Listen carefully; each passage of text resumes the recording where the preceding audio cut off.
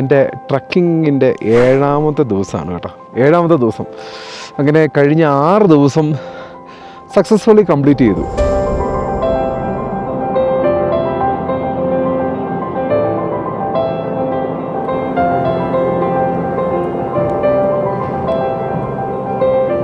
ഇന്നലെ വൈകുന്നേരം ഞാൻ ഈ ഗോക്യോയിൽ എത്തിച്ചേർന്നപ്പോൾ ഇവിടുത്തെ മനോഹരമായ ഗോക്യോ റിവറും മറ്റ് കൊടുമുടികളും മറ്റ് പരിസരങ്ങളും എല്ലാം വളരെ കൃത്യമായിട്ട് എനിക്ക് കാണുവാൻ കഴിയുമായിരുന്നു. എങ്കിൽ ഒരു രാത്രി കഴിഞ്ഞ് ഇന്ന് രാവിലെ ഞാൻ എണീറ്റ് കണ്ടപ്പോൾ കാണുന്ന കാഴ്ചയാണിത്.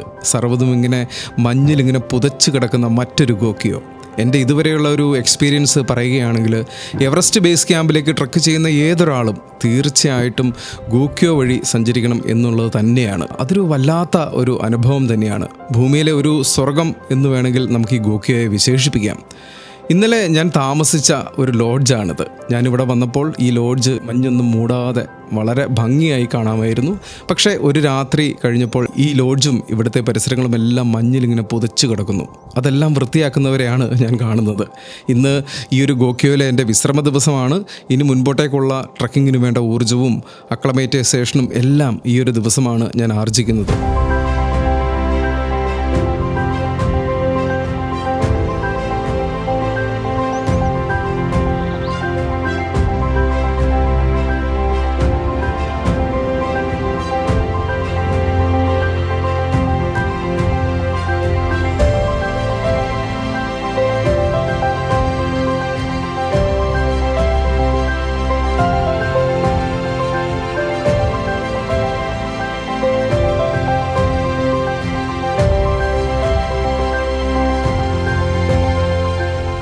നിങ്ങൾ ഈ ഒരു പ്രദേശമൊക്കെ കണ്ടില്ലേ, ഇങ്ങനെ മഞ്ഞ് മൂടി നാശമായിട്ട് കിടക്കുകയാണ്. ബേസിക്കലി ഇന്നൊരു സ്റ്റക്കായിപ്പോയി നമുക്ക് ഇന്ന് രാവിലെ എണീറ്റ് ഈ ഗോക്യോ അതിൻ്റെ മേളിലേക്ക് കയറണം എന്ന് വിചാരിച്ചിട്ട് നടക്കുന്നില്ല. ഇത്രയും നേരമായിട്ടും പറ്റിയിട്ടില്ല. നമ്മളെപ്പോഴും ഇങ്ങനെ വെതർ നോക്കും, അതേപോലെ തന്നെ കാറ്റും ഒക്കെ നോക്കും, പക്ഷേ പറ്റിയിട്ടില്ല, ഇതുവരെ കയറാൻ പറ്റില്ല. കാരണം എന്താണ് കയറാൻ പറ്റാത്തതിൻ്റെ കാരണം? അങ്ങ് മേളിൽ നമ്മൾ ചെല്ലും തോറും ഈ ഫോഗ് അവിടെ ഒത്തിരി ഉണ്ട്. പിന്നെ അതേപോലെ തന്നെ ഈ സ്നോ ഇപ്പോൾ കൂടുകയാണ്. അതുകൊണ്ട് നമുക്ക് ഇതുവരെ കയറാൻ പറ്റിയിട്ടില്ല. പക്ഷെ നമ്മളിന്ന് കയറാനാണ് പ്ലാൻ. ഈ 6 ദിവസം കഴിഞ്ഞ് 7ാം ദിവസം, ഈ 7ാം ദിവസത്തിൻ്റെ ഒരു പ്രത്യേകതയുണ്ട്. ഇന്ന് ഞങ്ങളുടെ അക്ലമേറ്റൈസേഷൻ ഡേ ആണ്. കഴിഞ്ഞ 6 ദിവസം നമ്മൾ ട്രക്ക് ചെയ്തു. നമ്മൾ യാത്ര ഇങ്ങനെ കാത്മണ്ഡുവിൽ നിന്ന് ആരംഭിച്ച് ഇങ്ങനെ നാംചയിലൊക്കെ വന്ന് അവിടുന്ന് ഇവിടെ ഗോക്യോ വരെ എത്തി. ഇതിൻ്റെ ഇടയിൽ നമ്മൾ ഒരു ദിവസം അക്ലമേറ്റൈസേഷൻ ഡേ എടുത്തിരുന്നു നാംച ബസാറിൽ.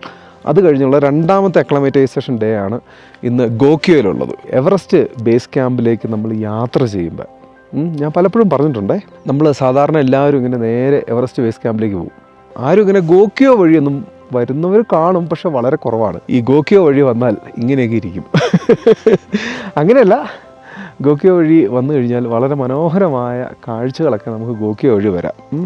ഗോക്യോ വഴി വരുമ്പോൾ നമ്മൾ 15 ദിവസം എടുക്കും ഈ എവറസ്റ്റ് ബേസ് ക്യാമ്പിലെത്താൻ. ഈ ഗോക്യോ വഴി വന്നു കഴിഞ്ഞാൽ 5000 മീറ്റർ മേലെയുള്ള 4 മൗണ്ടൻസുകൾ സ്ഥലങ്ങൾ നമുക്ക് ക്ലൈംബ് ചെയ്യാൻ പറ്റും. അതിലൊന്ന് ആണ് ഗോക്യോ. ഞങ്ങൾ താമസിക്കുന്നത് ഗോക്യോയിലാണ്. അവിടെ നിന്ന് നമുക്ക് ക്ലൈംബ് ചെയ്യാൻ പറ്റുന്നതാണ് ഗോക്യോ. അവസ്ഥ കണ്ടില്ലേ? നമുക്ക് ഇതിന് മേളിലേക്ക് കയറണമെങ്കിൽ നമ്മൾ വെയിറ്റ് ചെയ്യണം. ഒന്ന് ഗോക്യോ 5000-ൻ്റെ മേലെ, 5300 5330 എങ്ങാണ്ടാണ് അതിൻ്റെ മേളിൽ. പിന്നെ കാലാപത്തർ, ചോല പാസ്, പിന്നെ എവറസ്റ്റ് ബേസ് ക്യാമ്പ്, ഇതൊക്കെ 5000-ന് മേളിലുള്ളതാണ് കേട്ടോ. അപ്പം ഇതുവരെ നമുക്കിതിന് മേളിൽ കയറാൻ പറ്റിയിട്ടില്ല. ഒരു ഹാപ്പി മൂഡിൽ ഇങ്ങനെ ഇരിക്കുകയാണ്. എന്താണ് അക്ലമേറ്റൈസേഷൻ ഡേ എന്നുള്ളത് ഞാൻ ഇതിനു മുമ്പ് നാംച ബസാറിനെ പറ്റി എടുത്തൊരു വീഡിയോയിൽ ഞാൻ പറഞ്ഞിട്ടുണ്ട്.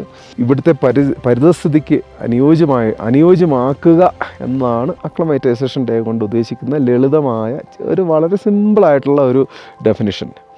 അതായത് ഇപ്പം ഞാനിപ്പോൾ നിൽക്കുന്നത് 4800 മീറ്റർ, അതായത് സമുദ്രനിരപ്പിൽ നിന്നും 4800 മീറ്റർ മേളിലാണ് ഞാൻ നിൽക്കുന്നത്. ഇന്നലെ എനിക്ക് നല്ല തലവേദനയായിരുന്നു. പക്ഷേ ഇന്നായപ്പോൾ എൻ്റെ തലവേദനയൊക്കെ പോയി, ഏകദേശം ഓക്കെയായി. നാളെ മുതൽ നമ്മൾ നേരെ മേളിലേക്ക് കയറാൻ പോവാണ്. 5000 5300 ഇങ്ങനെയൊക്കെ കയറും. അങ്ങനെ കയറി പോവും. അപ്പോൾ നമ്മുടെ ബോഡീനെ ഇങ്ങനെ ഇവിടെ ആയിട്ട് ഇങ്ങനെ അഡാപ്റ്റ് ചെയ്യിപ്പിക്കുക. അതാണ് അക്ലമേറ്റൈസേഷൻ എന്നുകൊണ്ട് ഉദ്ദേശിക്കുന്നത്. ഇന്ന് ഹോൾ ഡേ നമ്മളിങ്ങനെ ഓക്സിജൻ്റെ ഒരു ലെവൽ ഒരു ഇത് കുറവുണ്ട്. അപ്പോൾ നമ്മളിങ്ങനെ സംസാരിച്ചുകൊണ്ടിരിക്കുമ്പോൾ ഇടയ്ക്കിങ്ങനെ ഒന്ന് ഓക്സിജൻ വലിച്ചെടുക്കണം. അതാണ്. ഇനി ഞാൻ എൻ്റെ ഈ അക്ലമറ്റൈസേഷൻ്റെ വരെയുള്ള 6 ദിവസത്തെ പറ്റിയുള്ള എൻ്റെ 6 ദിവസം ഞാൻ ട്രക്ക് ചെയ്ത കാര്യത്തെപ്പറ്റി ഒന്ന് പെട്ടെന്നൊക്കെ ഒന്ന് പറഞ്ഞു പോവാം. അത് ഞാൻ ഈ ടീ ഹൗസിൻ്റെ ഉള്ളിൽ കയറിയിരുന്ന് ഒരു ഗ്ലാസ് ചൂടുവെള്ളം കുടിച്ചുകൊണ്ട് ഞാൻ പറയാം. അപ്പോൾ ഇതൊക്കെയാണ് ഇതിൻ്റെ സംഭവം. ഇന്നലെ ഞാൻ കുറച്ച് വീഡിയോ എടുത്തിരുന്നു. ഞാനിവിടെ വന്നത് ഇന്നലെയാണ്. ഞാൻ ഇവിടെ വന്നപ്പോഴേ ഇത് ഇങ്ങനെ എല്ലാം കൂടെ കണ്ടപ്പോൾ എനിക്ക് ഭയങ്കര സന്തോഷമായിട്ട് ഞാൻ കുറച്ച് വീഡിയോ ഒക്കെയാണ് നിങ്ങളിപ്പോൾ കണ്ടുകൊണ്ടിരിക്കുന്നത്. ഇങ്ങനെ മഞ്ഞൊന്നുമില്ല, സ്നോ വീണുകൊണ്ടിരുന്നപ്പോഴാണ് ഞങ്ങൾ ഇങ്ങോട്ട് വന്നത്. എന്നിട്ടൊന്നും ഇത്ര സ്നോ ഇല്ലായിരുന്നു. ഇന്ന് രാവിലെ എണീറ്റ് നോക്കിയപ്പോഴാണ് ഇത്രയ്ക്ക് സ്നോ ആയത്. ഇന്നലെ വന്നപ്പോൾ നമുക്കിവിടെയൊക്കെ അത്യാവശ്യം കറക്റ്റായിട്ടൊക്കെ കാണാമായിരുന്നു. അവിടെയൊക്കെ ഒരു മൗണ്ടനൊക്കെ ഉണ്ട്, അതൊക്കെ കാണാമായിരുന്നു. ഇവിടെയൊക്കെ കാണാമായിരുന്നു. ഇന്ന് കാണാൻ പറ്റുന്നില്ല. അതുതന്നെയല്ല, ഇന്ന് ഇവിടെ ഹെലികോപ്റ്റർ ഇടയ്ക്കിടയ്ക്കൊക്കെ വരുമായിരുന്നു ഈ സാധനങ്ങളൊക്കെ കൊണ്ടുവരാനും ഒക്കെ ആയിട്ട്. ഹെലികോപ്റ്ററും ഇന്ന് ഒന്നും ഇതുവരെ ഒന്നും വന്നിട്ടില്ല. ഞാൻ താമസിക്കുന്ന ഈ ഒരു ടീ ഹൗസിൽ ഇലക്ട്രിസിറ്റി ഇന്നില്ല. കാരണം ഈ സോളാറാണ് ഇവരുടെ ഈ സോളാറിൽ നിന്നാണ് ഇവരിവിടെ ഇലക്ട്രിസിറ്റിയൊക്കെ ഉണ്ടാക്കുന്നത് എല്ലാവർക്കും വേണ്ടി, ഈ ഇതിനൊക്കെ വേണ്ടി. പക്ഷേ ഈ സോളാറിൻ്റെ പാനൽ മുഴുവൻ ഇങ്ങനെ ഈ മഞ്ഞ് വന്ന് മൂടിപ്പോയി. അതുകൊണ്ട് അവരിപ്പോൾ അത് ക്ലീൻ ചെയ്തുകൊണ്ടിരിക്കുകയാണ്. ഇവരിപ്പോൾ ക്ലീൻ ചെയ്ത് കഴിഞ്ഞാൽ കുറച്ച് സമയം കഴിഞ്ഞാൽ ഈ ബാറ്ററിയൊക്കെ ചാർജ് ചെയ്തിട്ട് വേണം ഇവിടെ ഇലക്ട്രിസിറ്റി. അത് തന്നെയല്ല, അതുകൊണ്ട് നമുക്ക് ഇൻ്റർനെറ്റിന് ചുമയുണ്ട്. അതുകൊണ്ട് നമുക്ക് ഇൻ്റർനെറ്റും ഒന്നുമില്ല ഇവിടെ, മൊത്തത്തിലൊന്നുമില്ല. ഇന്ന് ഹോൾ ഡേ ഇങ്ങനെ അങ്ങോട്ട് നടക്കുക ഇങ്ങോട്ട് നടക്കുക, കുറേ വെള്ളം കുടിക്കുക, അങ്ങനെ ഇരിക്കുക, കുറേ ചിന്തിക്കുക. ഇതൊക്കെയാണ് ഇന്നത്തെ പരിപാടി. വേറെ പ്രത്യേകിച്ച് പരിപാടിയൊന്നുമില്ല. സ്നോയൊക്കെ മാറി ഇത്തിരി ഫോഗൊക്കെ മാറി കഴിഞ്ഞ് കഴിഞ്ഞാൽ നമ്മൾ ഗോക്യോ ക്ലൈംബ് ചെയ്യും, അതിൻ്റെ സമയത്തിൽ പോകും. അത് പറ്റിയില്ലെങ്കിൽ നമ്മൾ നാളെ രാവിലെ എണീറ്റ് ഇവിടുന്ന് അടുത്ത സ്ഥലത്തേക്ക്, നാളെ പോകുന്നത് ചോലാപാസ് ആ റൂട്ടിലേക്ക് നമ്മൾ നാളെ പോകും. മൊത്തം 15 ദിവസം കൊണ്ടാണ് നമ്മൾ ഈ ട്രക്കിങ് മൊത്തം ഫിനിഷ് ചെയ്യുന്നത്. അപ്പോൾ അതൊക്കെയാണ്. അപ്പോൾ ഞാൻ പെട്ടെന്ന് ഈ ടീ ഹൗസിൻ്റെ ഉള്ളിലേക്ക് ചെല്ലട്ടെ. അവിടെ ചെന്നിരുന്നുകൊണ്ട് നമുക്ക് ഇച്ചിരി ചൂടുവെള്ളം കുടിച്ചുകൊണ്ട് നിങ്ങളോട് കുറച്ച് ഇൻട്രസ്റ്റിംഗ് ആയിട്ടുള്ള ഈ 6 ദിവസത്തെ എൻ്റെ എക്സ്പീരിയൻസും അക്ലമറ്റൈസേഷൻ ഡേയിനെ പറ്റിയൊക്കെ ഇവിടുത്തെ കുറച്ച് കാര്യങ്ങളൊക്കെ ഞാൻ പറയാം. ഓക്കെ, ഇത് കണ്ടില്ലേ, ഇതൊക്കെയാണ് ഇവിടുത്തെ അവസ്ഥകൾ.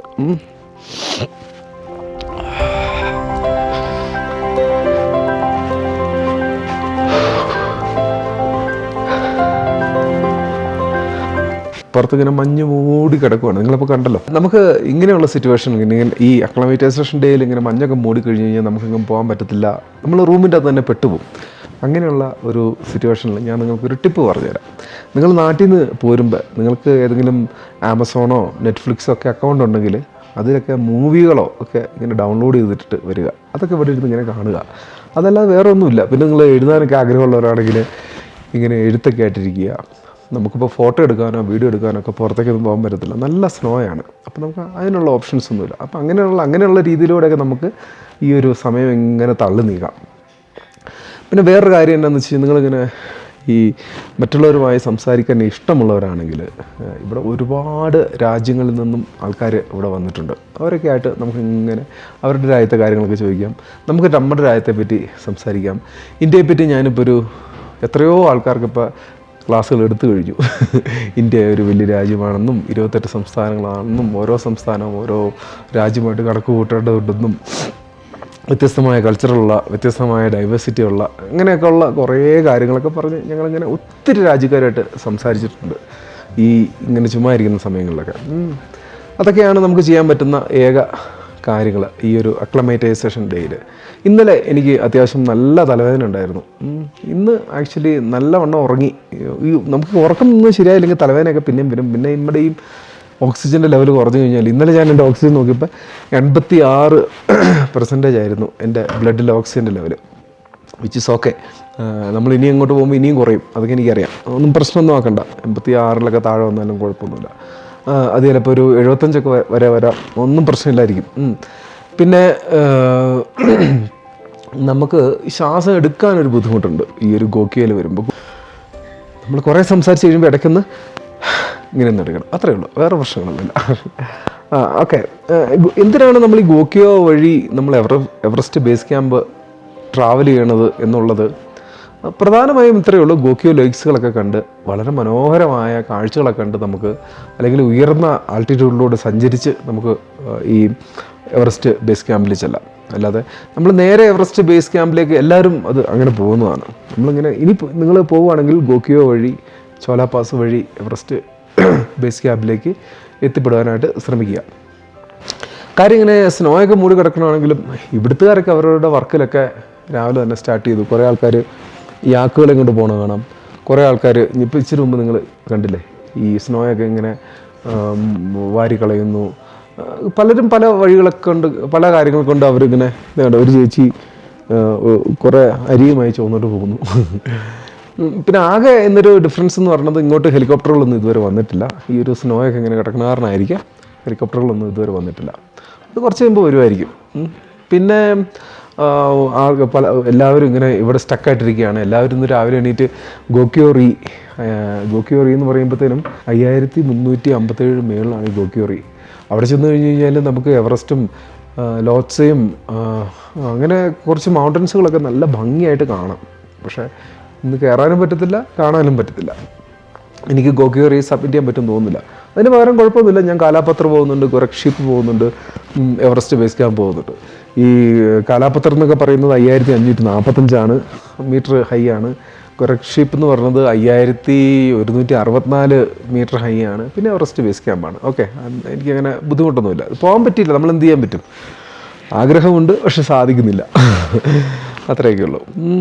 പിന്നെ ഈ അക്ലമൈറ്റൈസേഷൻ ഡേയിൽ പിന്നെ എന്താണ് എനിക്ക് നിങ്ങളോട് പറയാനുള്ളത്? ആക്ച്വലി സ്പീക്കിംഗ് ബോറടിയാണ് അക്ലമൈറ്റൈസേഷൻ ഡേ. നമുക്ക് പ്രത്യേകിച്ച് ഇങ്ങനെ വല്ല ട്രക്കിംഗ് ഒക്കെ ഉണ്ടെങ്കിൽ നമുക്കങ്ങനെ ബോറൊന്നും അടിക്കത്തില്ല. അല്ലെങ്കിൽ ടോട്ടലി ബോറാണ്. ഇൻ്റർനെറ്റും ഇല്ല, അതാണ് ഏറ്റവും വലിയ.